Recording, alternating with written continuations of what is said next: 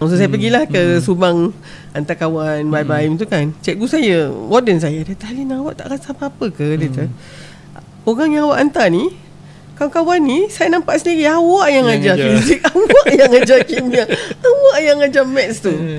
Awak tak rasa ke? Saya kata, tak apa cikgu, sebab dia orang memang nak buat apa kos tu, saya memang nak buat perubatan kan.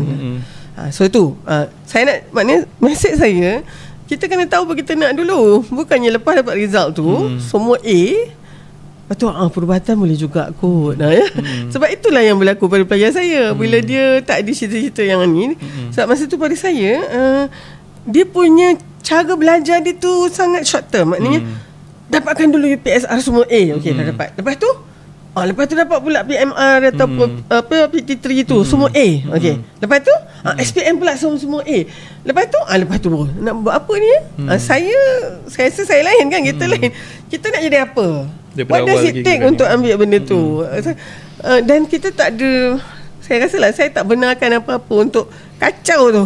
Jadi kalau katalah tak boleh pergi luar negara nak jadi doktor, tak apalah, saya dalam negara pun tak apa kan. Jadi so yang itu tu saya sepenting, sebab itu sebenarnya yang menjadikan kita punya api di dalam diri kita tu terus membara lah kan.